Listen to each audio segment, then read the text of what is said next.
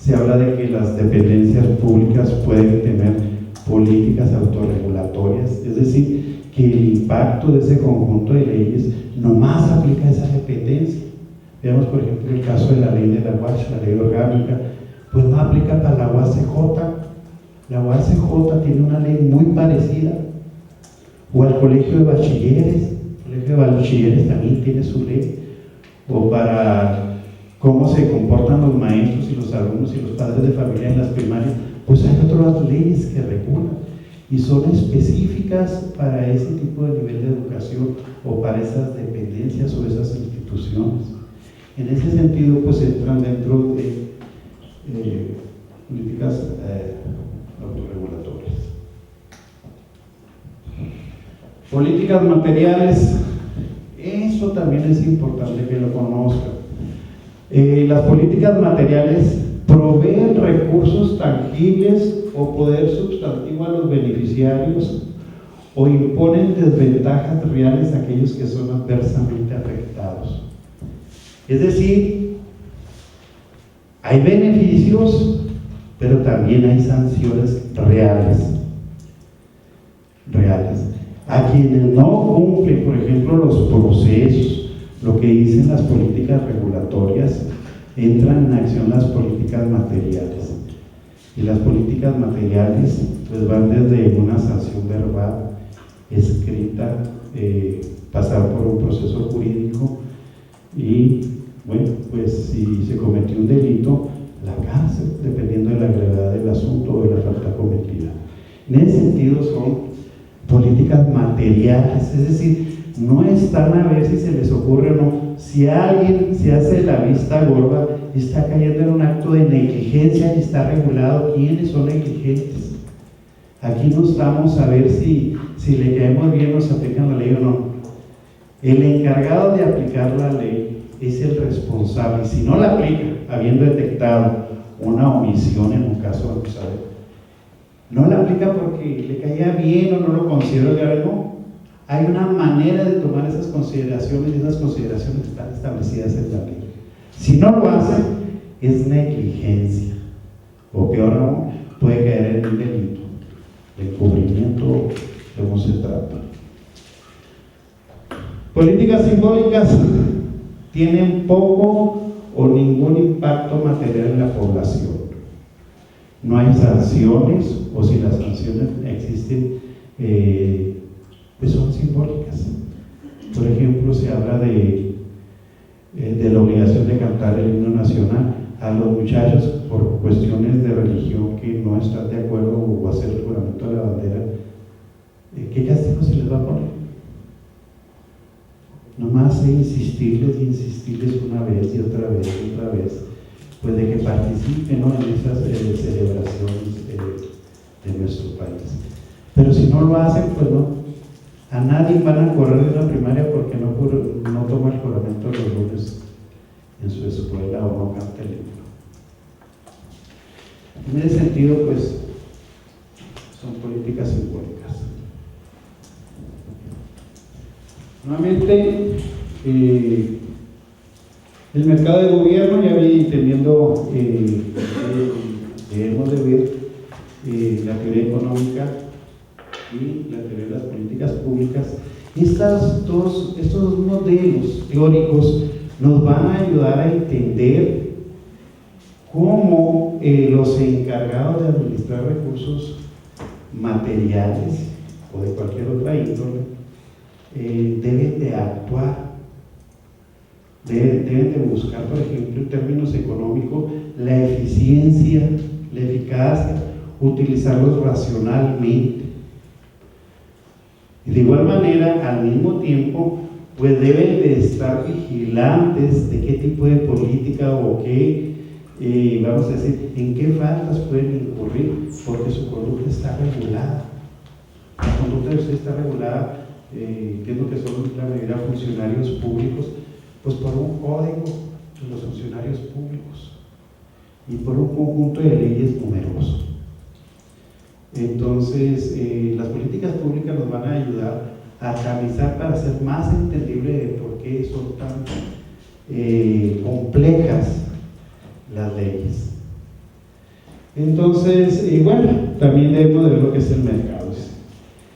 En todos los países, los gobiernos de cada país son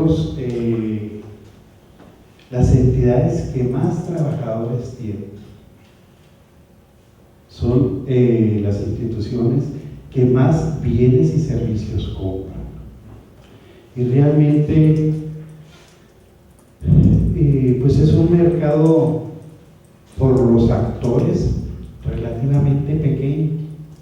Son 3 niveles de gobierno más las empresas descentralizadas estatales.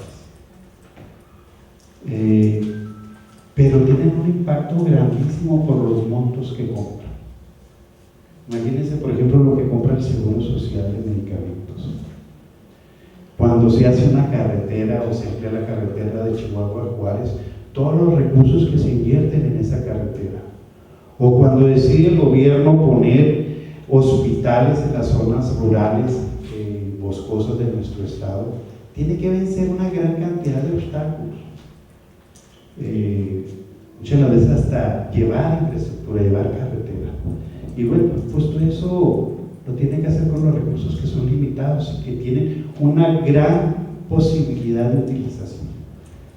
Los mismos recursos los pueden utilizar para hacer escuelas, hospitales, ampliar carreteras, para dar becas, para mejorar los sueldos de sus trabajadores, para incrementar el número de esos servicios que está ofreciendo a la comunidad. Pero los recursos no son ilimitados, están limitados, y están limitados por el tamaño de la sociedad, están limitados por el precio de los productos que van a comprar, están limitados también por el hecho de si se produce o no ese bien en el territorio. Bueno, y como los montos generalmente del gobierno son muy importantes, las compras pueden significar pues crear una empresa rica. Entonces, si no se puede dejar al árbitro de los funcionarios, entonces existe un proceso que regula cómo se van a comprar cuando se pasan de ciertos montos. Y parte de esa regulación implica que los bienes que se están requiriendo se deben de licitar. Dependiendo de los montos, puede ser una licitación, invitación cerrada o asignación directa. Ya lo veremos en detalle.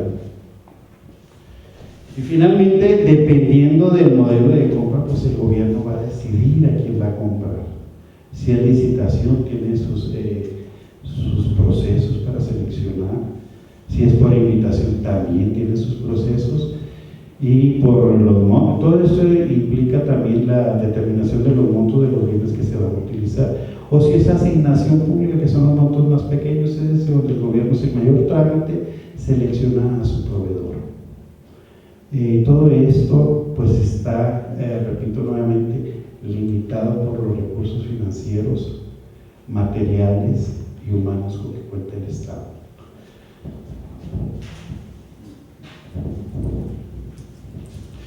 Bueno, normalmente el mercado del gobierno, ¿a quiénes selecciona? Bueno, pues tiende a seleccionar a proveedores nacionales, estatales, regionales o del área. Y los gastos son sometidos a la opinión pública. Y bueno, ¿y por qué tienden a elegir? Bueno, como verán en el conjunto de leyes, cuando veamos esa parte, pues esa tendencia no es gratuita, está regulada. Llevan preferencia a proveedores locales o de la región sobre proveedores de otras áreas o de otras áreas regionales o de otros países.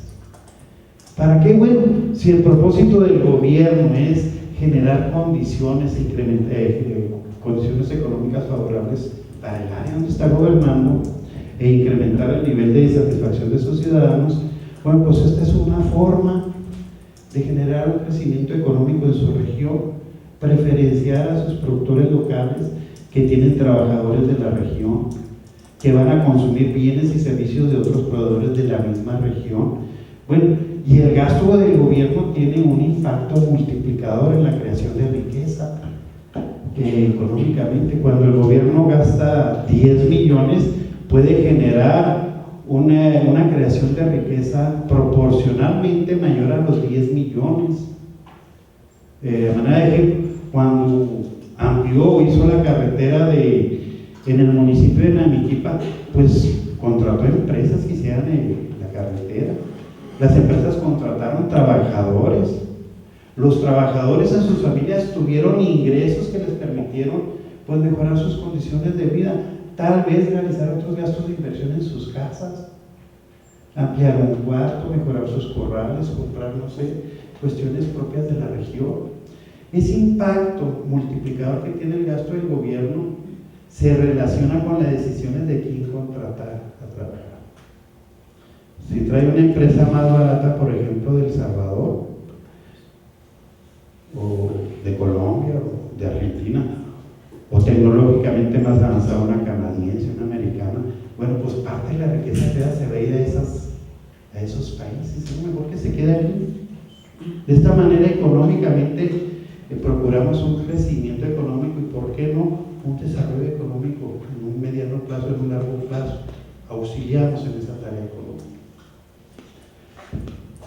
Pues por eso esa tendencia de elegir proveedores locales. Dice: este mercado es pequeño y su importancia radica en las cantidades significativas de dinero que se manejan dentro de él.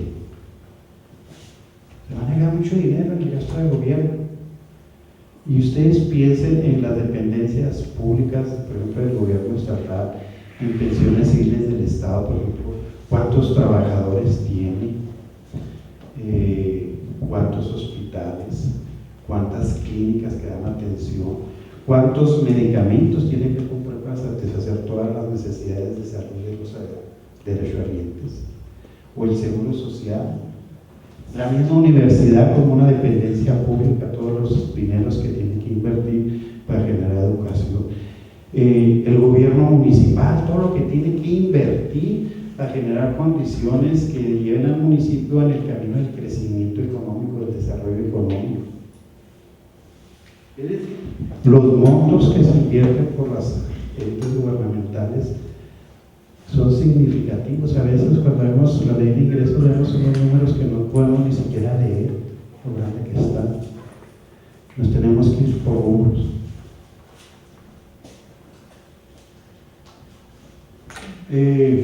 Algunas aproximaciones de respuesta de las dos preguntas centrales, es decir, ¿qué tanto va a gastar el gobierno? ¿Y cómo se va a distribuir ese dinero entre las distintas necesidades y regiones que tiene un Estado? Dice: las entidades y dependencias gubernamentales son criaturas de la ley y se espera que operen dentro de un marco legal. Todas las actividades, todo lo que pueden hacer y no pueden hacer, están definidas y limitadas por la propia ley.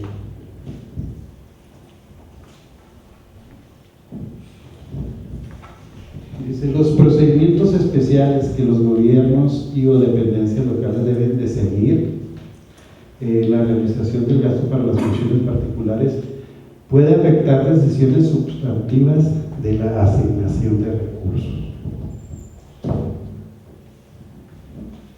Porque ¿cómo vamos a utilizar los recursos? Y de manera individual, como consumidores, en lo particular, nuestros recursos son limitados y tenemos que ver cuánto vamos a gastar en alimentación, vehículos, costos de transporte, cuánto vamos a destinar a la diversión de nuestra familia.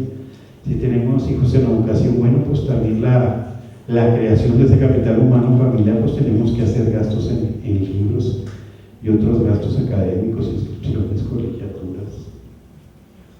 ¿Cómo vamos a tener nuestra vivienda? ¿Cuánto vamos a gastar en vestido? Y en eso se nos va nuestros ingresos. Entonces, todos esos satisfactores entre la calidad y variedad sea más grande, pues se dice que vamos a tener un mejor nivel de vida. Y esto depende del nivel de ingresos que tenemos. Los gastos que realizamos en nuestra casa es una función del nivel de ingresos. Y en el Estado no tiene por qué ser distinto. El Estado, para incrementar los niveles de vida de su sociedad, tiene que ver cómo va a distribuir su gasto y cuánto va a destinar a cada uno de los rubros. Aquí solo puse algunos muy generales.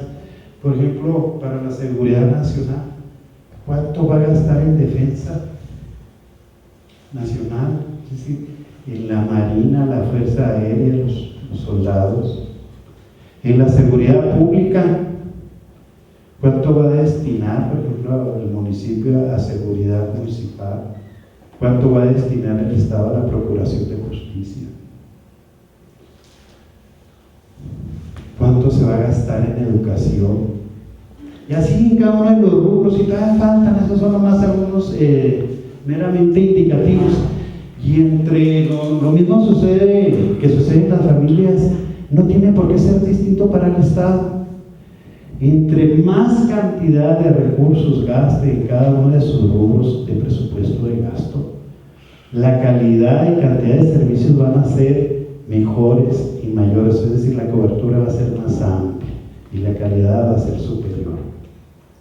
Es decir, muchos de los criterios que aplican en las familias se aplican también para el Estado, pero también el Estado tiene un limitante: los recursos. Los recursos el Estado los puede obtener de algunas fuentes. Por ejemplo, las ventas directas. Aquí para México el presupuesto federal depende enormemente de las ventas de petróleo, enormemente. Pero hay otros, por ejemplo, el seguro social, parte de sus ingresos son de las cuotas que cobra el seguro. Por eso se dice que a veces toman la función de impuesto, porque sirve para elaborar el presupuesto de gasto que va a realizar el seguro. Pero también aquellos patrones que no pagan, pues sus trabajadores no reciben el servicio, y en ese sentido actúa como un precio de mercado, como cuando vamos a cualquier tienda y si no llevamos dinero pues no podemos comprar, somos meros espectadores. Pues lo mismo sucede con algunos bienes públicos.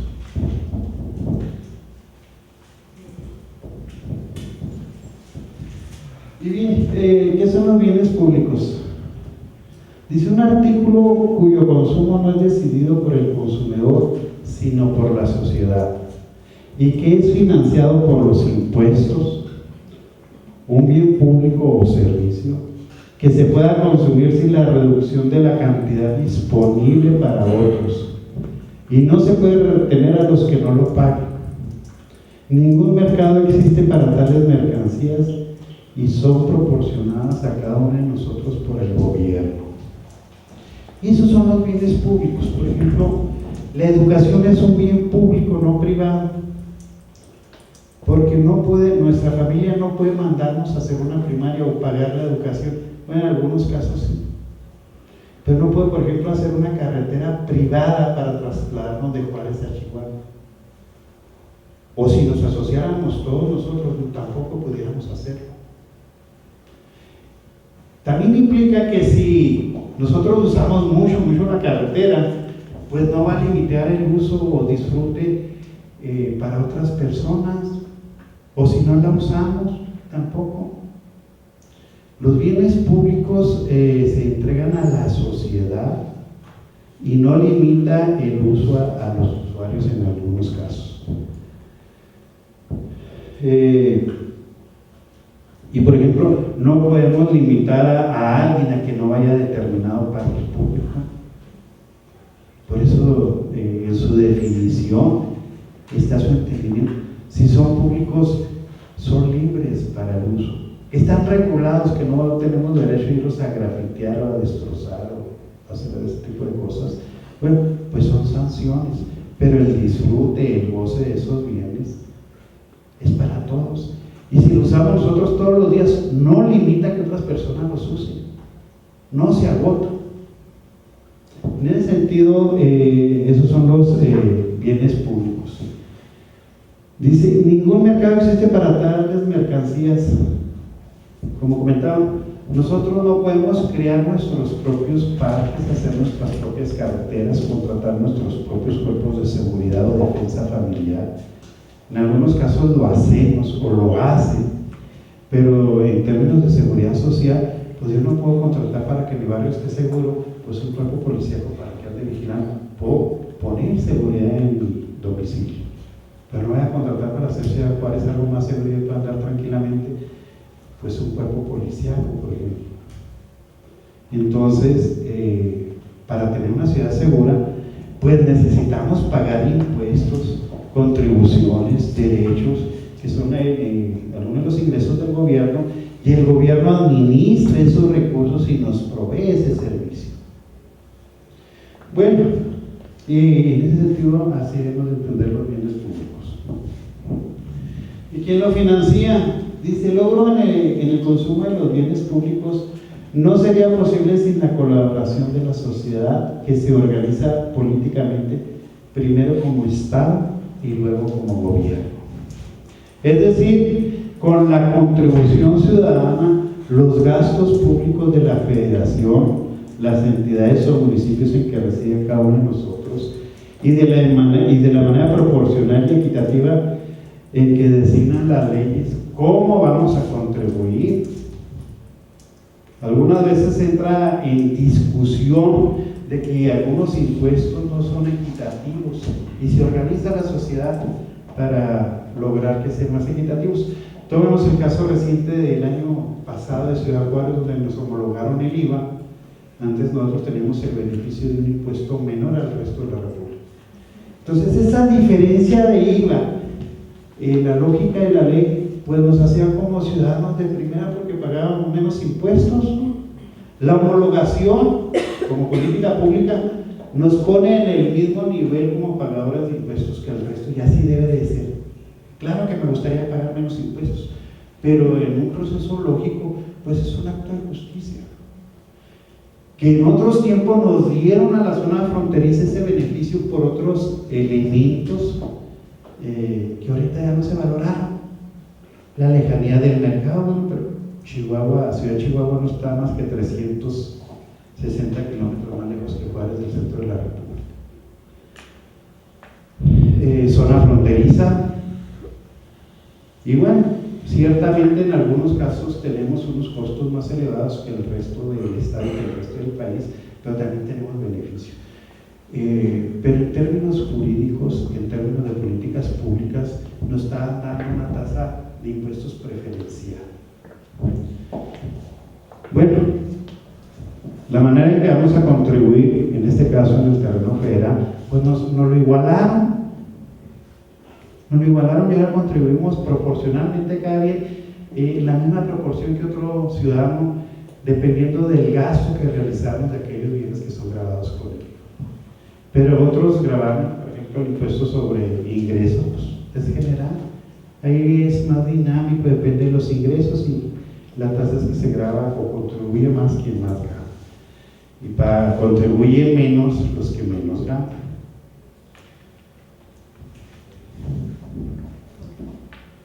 Para el caso de México, los recursos fiscales referidos se integran por aportaciones de los particulares para fines públicos que están determinadas en la Ley de Ingresos, en la que se encuentran clasificadas como impuestos, productos, derechos y aprovechamientos.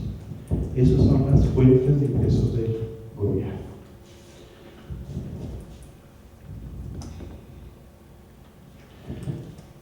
Vamos a regresarnos. Y los ingresos del gobierno, de los determinantes de los ingresos, pues depende del tamaño de su población y de los ingresos que tiene esa población.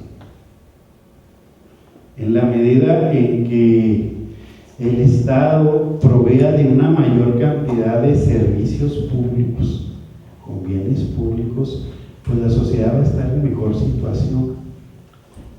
Pero cuando hay problemas dentro de la sociedad originados por otros elementos, el complejo, vamos a decir, análisis económico tiene su impacto dentro de la sociedad cuando entra la misma sociedad, vamos a decir, en un caos como el que acabamos de pasar en Ciudad Juárez. Para este caso, vamos a analizar aquí Ciudad Juárez, que es el ejemplo que realicé para este propósito. el Estado para 2010 contaba con algo así como 3.406.000 gentes más o menos. Para el 2005, una de las estimaciones, Ciudad Juárez tenía aproximadamente el 40% de la población estatal. En el 2010, con los problemas de violencia tan graves que vivió Ciudad Juárez, esa proporción se redujo al 39.11. De poquito más del 40 hubo una reducción en el tamaño poblacional de la ciudad. Y esa reducción de la población ocasionada por la violencia del narcotráfico, pues tuvo impacto en los ingresos municipales. Los municipios reflejan la realidad económica y en este caso social de lo que vivió Ciudad Juárez. Analizamos nomás 5 rubros de los ingresos que tiene el municipio en un periodo del 2007 al 2014. La gráfica superior es el presupuesto de ingresos de Ciudad Juárez en el rubro de espectáculos públicos. Vean, presupuestaron en el 2007 como 2 millones y los ingresos reales, que es en la gráfica de la parte inferior, realmente fueron como 4,5, y los incrementaron para el 2008. A partir del 2008 los ingresos caen abruptamente hasta el 2010, que es cuando toca el punto más bajo de los ingresos reales, y fue el año precisamente de más gravedad social, de la inseguridad social que existía en Juárez. El 2010 fue el punto más crítico, más álgido. Ahí los crímenes, se deben recordar perfectamente, las noticias eran de 30 a 40 crímenes diarios. Pero bueno, se da una ley de recuperación. Hay que recordar de que las decisiones de inversión por parte de los particulares están determinadas por un gran conjunto de elementos, y entre ellos tienen que ver la seguridad que va a tener su inversión. Otra de los determinantes de la inversión son los pronósticos de ingresos en el futuro que va a tener. Entonces los empresarios tienen aversión al riesgo. Cualquier cosa menos ponerse en una situación de riesgo. Y si se fijan los ingresos reales, hubo una tendencia muy leve de mejora del 2010 al 2012, y luego entra una base todavía como que se detiene y no le entran a los gastos de inversión en espectáculos públicos. Bueno, y esos son los ingresos. ¿Cómo pasa de cerca de 4 millones se reduce a entre 1 millón y 2? Es una caída importante en este rubro, de cerca del 75%. Así nomás viendo la tendencia. Esto es la tendencia, y estos datos los obtuve de los informes del gobierno del municipio.